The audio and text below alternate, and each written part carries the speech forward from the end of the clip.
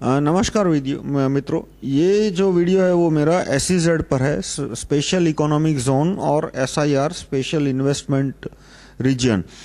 दोनों करीब करीब एक जैसे, ये थोड़ा बहुत ही फ़र्क है। मेन मैं बताऊं SEZ का मतलब क्या है कि एक कोई भी प्लॉट जो कि गवर्नमेंट का खुद का हो या वो दूसरों से ज़मीन टेक ओवर करके किसी प्राइवेट कंपनियों को देती है। वो 10 एकड़ का भी हो सकता है, 100 एकड़ का भी हो सकता है, 1000 एकड़ का भी हो सकता है। पर और इस प्लॉट के अंदर जो कंपनियां आएगी उसका एक्सपोर्ट कमिटमेंट होता है, यानी कि वो जितना उत्पादन करेगी वो उनको एक्सपोर्ट करना पड़ेगा।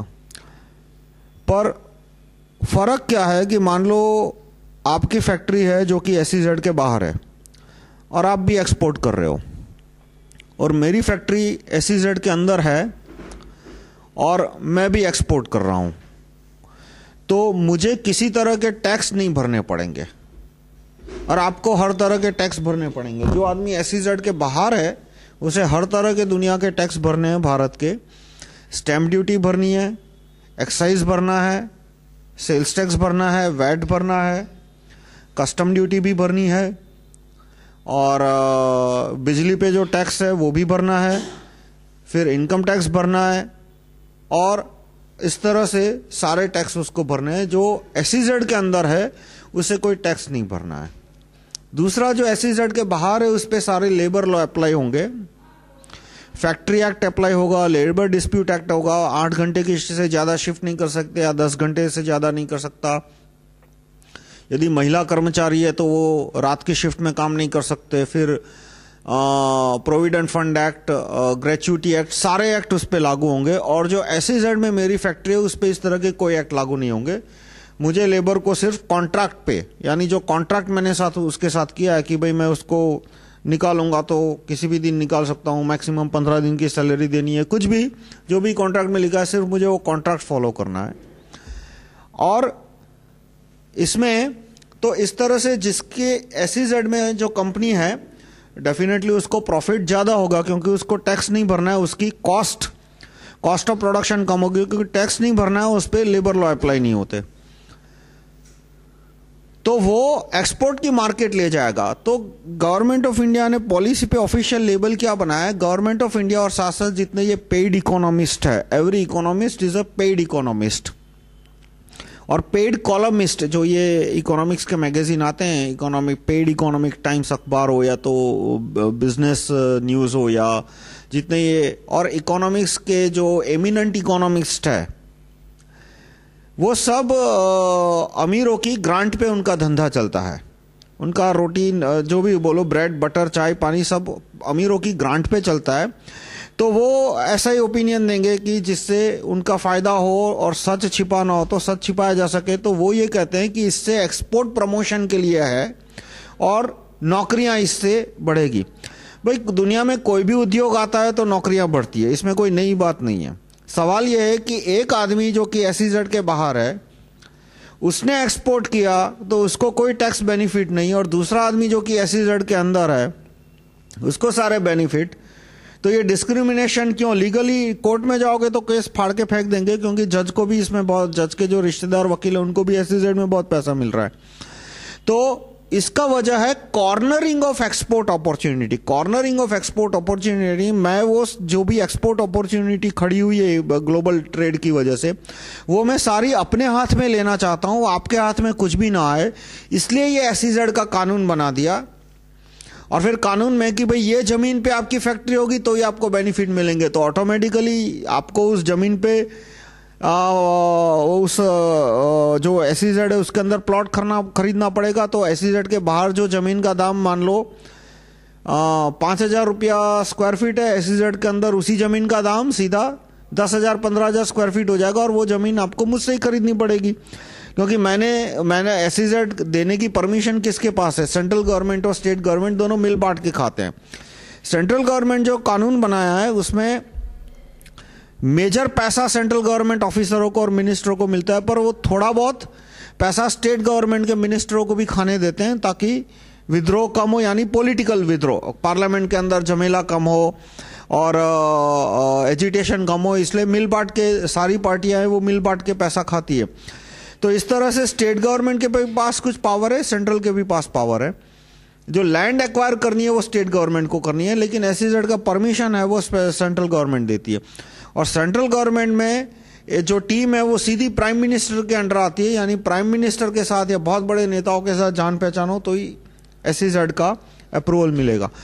तो जो छोटे और मिडिल व्यापारी है वो एसईजेड के अंदर सीधा प्लॉट खरीद लेते हैं, तो उनको प्लॉट की डबल 3 गुनी कीमत चुकानी पड़ती है, जितनी बाहर है उससे डबल 3 गुनी। और यदि किसी के पास बहुत ज्यादा पैसा है तो वो सीधा मिनिस्टर को पैसा खिला के एसईजेड बना लेता है, या तो मिनिस्टर को उसमें पार्टनर बना देगा, या मिनिस्टर के किसी लड़के को पार्टनर बना देगा, या तो मिनिस्टर नहीं तो कोई जज है, या तो कोई बड़ा ब्यूरोक्रेट है। तो मेरा जो प्रपोजल है चैप्टर 25, मैंने right to recall party manifesto जो लिखा है उसका चैप्टर 25, कि भाई इस एसईजेड नाम के जंतु से कैसे हमें डील करना चाहिए, कि एसईजेड जो बन गए हैं उनको रहने दो, पर उनके सारे टैक्स बेनिफिट कैंसिल कर दो। जितने उनके टैक्स बेनिफिट है, मान लो आज वो कैंसिलेशन होता है तो आज की तारीख है 27 जनवरी, तो उनको कह दिया जाए कि भाई 1 फरवरी के बाद जितने भी ट्रांजैक्शन होंगे सब पर रेगुलर टैक्स लगेगा, जो कानून दूसरों पे लगता है वही कानून लगेगा। और जो कानून लेबर लॉ के, प्रोविडेंट फंड एक्ट के जो बाहर कानून है वही कानून लगेंगे। वो कानून सुधारने चाहिए, इसमें मेरी कोई दो राय नहीं है। वो मैंने लेबर लॉ रिलेटेड चैप्टर में और प्रमोटिंग इंजीनियरिंग चैप्टर 25 में मैंने एसईजेड के बारे में लिखा है कि एसईजेड पे जितने टैक्स एग्जेम्पशन दिए हैं वो सारे निकाल देने चाहिए। और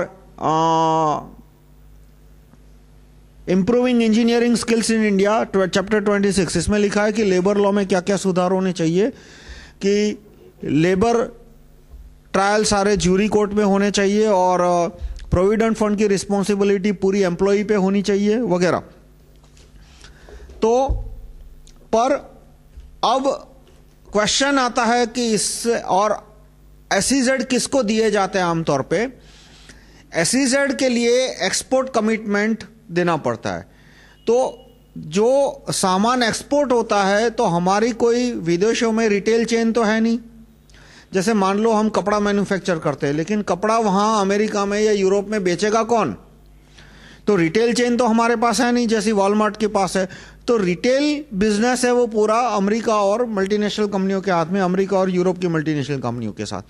यानी आप कपड़ा मैन्युफैक्चर कर रहे हो बड़े पैमाने पे, लेकिन यदि वहां पे किसी रिटेल जायंट के साथ टाई अप नहीं है तो आप कपड़ा एक्सपोर्ट नहीं कर पाओगे। तो रिटेल जायंट के साथ टाई अप करना हो तो वो या तो बहुत सस्ते दामों पे कपड़ा मांगेगा, पर डाउन द लाइन वो सीधा पार्टनरशिप ही मांगेगा, क्योंकि उसका फाइनल एम है ट्रेड को और मार्केट को टेक ओवर करना, प्रोडक्शन को टेक ओवर करना, न कि सिर्फ मुनाफा कमाना।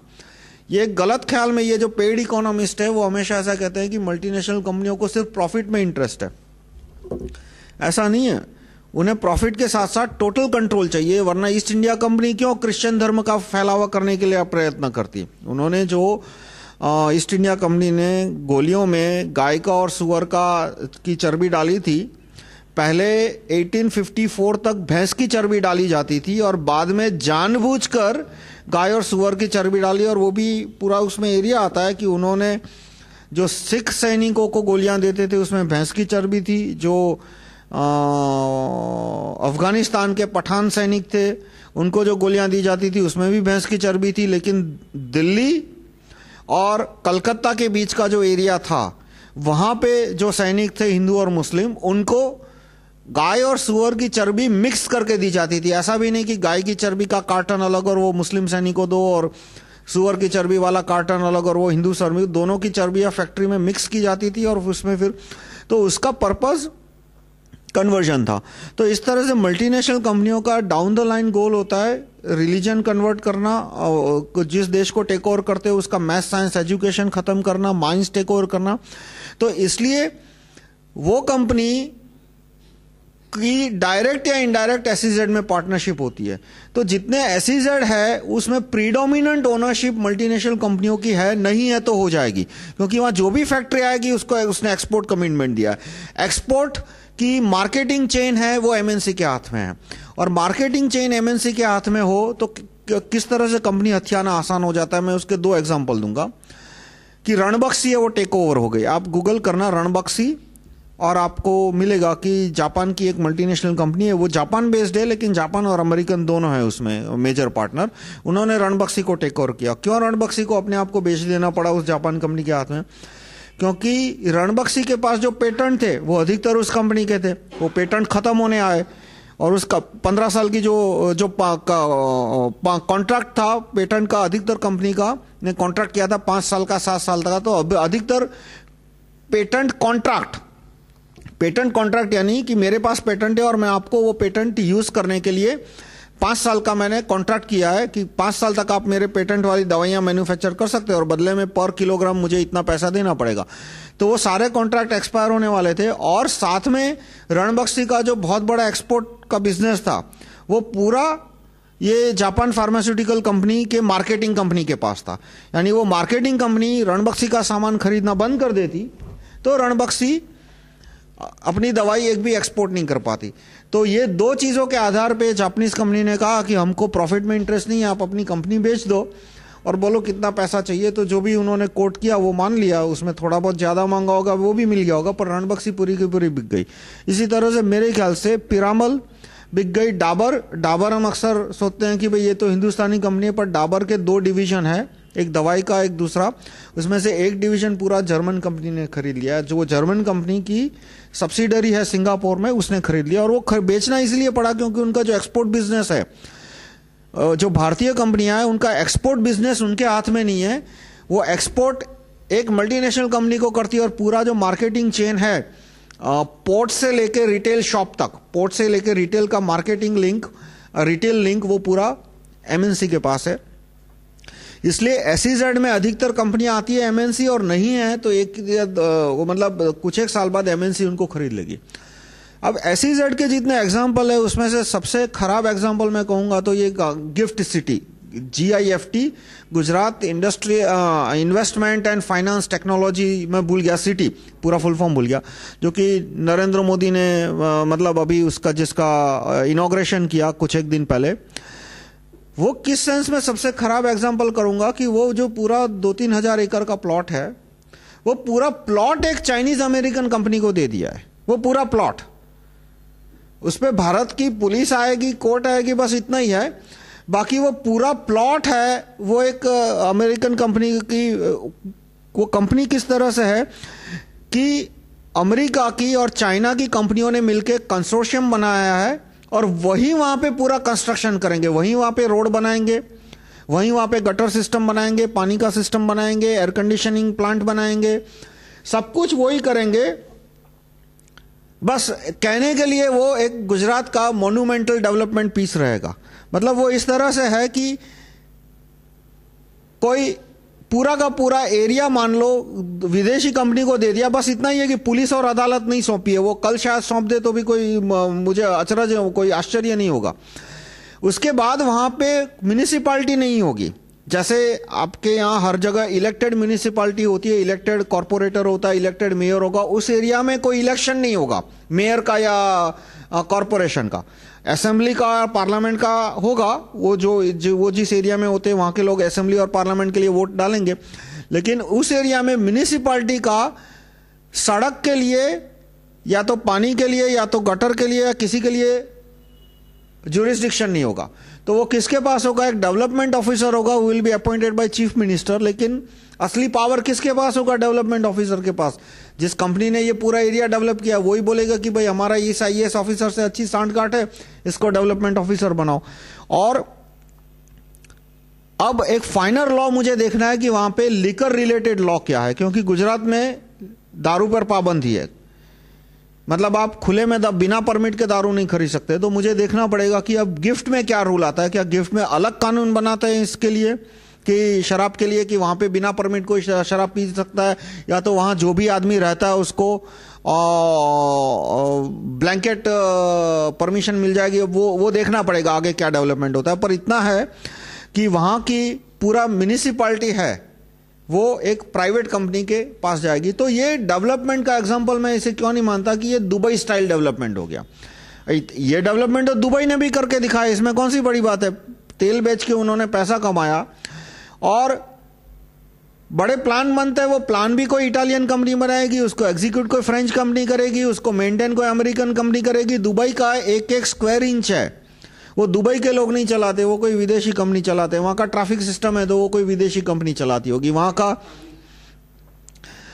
का पानी का पूरा सिस्टम है तो वो कोई जर्मन कंपनी चलाती होगी। यहां तक कि वहां की अब आर्मी भी, वहां अमेरिकन आर्मी ही दुबई को प्रोटेक्ट करती है, सऊदी अरेबिया को प्रोटेक्ट करती है, कुवैत को प्रोटेक्ट करती है, वो वहां अमेरिकन आर्मी करती है।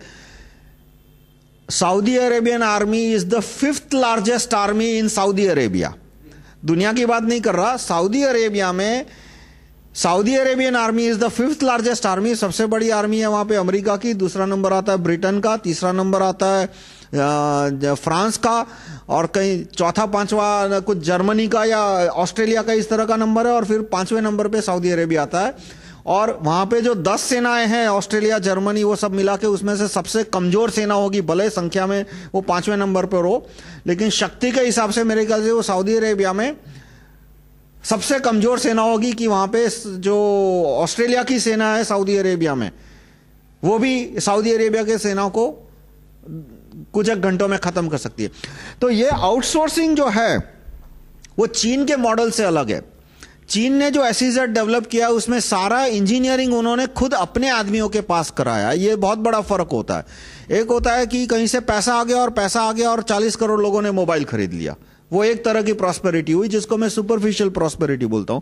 और दूसरी प्रॉस्पेरिटी हुई कि भाई 40 करोड़ लोगों ने में से 10, 20, 50 लाख इंजीनियरों ने मिलकर 40 करोड़ मोबाइल बनाए, पूरा का पूरा चिप से लेके LCD chip, switch board, keyboard, एक एक कंपोनेंट इंडिया में बना है। और वो 10-20 लाख इंजीनियरों ने 30-40 करोड़ मोबाइल बनाया। मैं कहूंगा कि यदि वो मोबाइल घटिया है तो भी प्रोग्रेस और डेवलपमेंट से वो कंट्री आगे है जिसने अपने मोबाइल खुद बनाए, क्योंकि एक पॉइंट पे ये जो इंजीनियरिंग स्किल है वही काम आती है हथियार बनाने में, और वो इंजीनियरिंग स्किल नहीं है तो फिर कंट्री को हथियार भी इंपोर्ट करने पड़ेंगे। आज जैसे एक के बाद इस तरह से रीजन का हम डेवलपमेंट आउटसोर्स कर दिया कि एक गिफ्ट है वो चाइना को डेवलप करने के लिए दिया, दूसरा कहीं जोन बनाया वो किसी फ्रेंच कंपनी को डेवलप करने के लिए, तीसरा जोन बनाया वो जर्मन कंपनी। तो इंडिया के इंजीनियर के पास में मैकेनिकल इंजीनियरिंग की स्किल आएगी ही नहीं, मैकेनिकल इंजीनियरिंग की स्किल नहीं आएगी, इलेक्ट्रॉनिक्स की स्किल नहीं आएगी, तो वो कंट्री न कभी चिप्स बना पाएगा, न कभी मेटलर्जी से रिलेटेड जो हथियार है वो बना पाएगा, और अंत में उसको हथियार इंपोर्ट करने पड़ेंगे। तो एक दिन जो कंट्री हथियार एक्सपोर्ट कर रहा है वही बोलेगा कि भाई पूरा का पूरा कंट्री हमको सौंप दो, वरना हम वॉर करेंगे, और वॉर करेंगे तो हमने जो तुमको प्लेन दिए, टैंक दिए, वो कोई काम नहीं करने वाले। तो इस तरह से SEZ के मॉडल पे मैं आता हूं, क्योंकि ये वीडियो मेनली SEZ पे है, कि SEZ में जो नया ट्रेंड शुरू हो रहा है कि पूरा का पूरा 1000-2000 का एकड़ का पीस है वो एक विदेशी कंपनी को दे दो, ये पराकाष्ठा आ गई है। अब मेरे ख्याल से एक ही कमी बाकी है कि उस कंपनी में पुलिस और अदालत भी उस देश की होगी जो जिस देश को दिया है। जैसे ऑलरेडी एक ये गिफ्ट तो है, उसके साथ में एक और 1000 एकड़ का प्लॉट है जो कि एक्सक्लूसिवली चाइना को दिया है। चाइना को किस सेंस में कि चाइना का वहां पर एक ट्रेड ऑर्गेनाइजेशन है इंडिया में, और वो ट्रेड ऑर्गेनाइजेशन जिन जिन कंपनी को अप्रूव करेगा, गुजरात सरकार सिर्फ उसी कंपनी को वहां पे जमीन खरीदने की परमिशन देगी, और वो कंपनी जब परमिशन कैंसिल कर देगी तो गुजरात गवर्नमेंट उस कंपनी को उस एरिया से निकाल देगी। यानी कि वहां पे मैं ऑफिस खोल सकता हूं, पर ऑफिस खोलने के लिए मुझे गुजरात सरकार की परमिशन तो लेनी पड़े या ना लेनी पड़े, लेकिन वो जो चाइनीज एजेंसी है उसकी मुझे परमिशन जरूर लेनी पड़ेगी। और उसने मुझे परमिशन दिया कि चलो 10 साल तक तुम यहां पे ऑफिस चला सकते हो, तो मैं 10 साल तक ऑफिस चला सकता हूं। बीच में किसी भी दिन उन्होंने मेरी परमिशन कैंसिल कर दी तो मुझे वहां से वो बोरी बिस्तरा समेट के उस एरिया के बाहर निकालना पड़ेगा। यानी लॉ ऑर्डर भले ही गुजरात के हाथ में हो, भारत के हाथ में हो, पर वहां पे बिजनेस करने की परमिशन का ठेका चाइना की कंपनी को दे दिया गया। और ये नेचुरल डेवलपमेंट है। नेचुरल डेवलपमेंट यानी एक गलत नीति करोगे तो ऑटोमेटिकली दूसरी गलत में डूबना पड़ेगा, तीसरे में कूदना पड़ेगा, चौथे में कूदना पड़ेगा, एक के बाद एक गलतियां करनी ही पड़ेगी। और इसमें गलती में पहली गलती क्या है कि SEZ को जो टैक्स छूट दी, वो किसी भी कंपनी को टैक्स छूट देनी ही नहीं चाहिए। मैं आपको फाइनली अमेरिका का एग्जांपल दूंगा, तो अमेरिका में इस तरह का एक भी SEZ नहीं है। वहां हर एक कंपनी को पे बराबर के कानून लगते हैं, आप न्यूयॉर्क के किसी भी कोने में जाके एक्सपोर्ट करो, आप पे उतना ही टैक्स लगेगा जितना दूसरे आदमी पे लगता है। ऐसा नहीं है कि आप न्यूयॉर्क के एक जोन में जाके एक्सपोर्ट करते हो तो आपको कम टैक्स पर। राज्य है, वो राज्य में 2-3% का फर्क पड़ता है, लेकिन जो फेडरल गवर्नमेंट का इनकम टैक्स है जो कि 35% होता है, वो सारी कंपनियों पे लागू पड़ता है। तो सॉल्यूशन में मैं अंत में कहूंगा कि SEZ जितने बन गए वो भले चले, वहां की फैक्ट्रियां तोड़ने का कोई पॉइंट नहीं है अभी, लेकिन नए नहीं बनने चाहिए। जिन उद्योगों को जमीन की जरूरत है उनको सरकारों को जमीन देनी चाहिए, क्योंकि हमें फैक्ट्रियां बनानी है, लेकिन उनको कोई स्पेशल टैक्स कंसेशन नहीं देना चाहिए। धन्यवाद।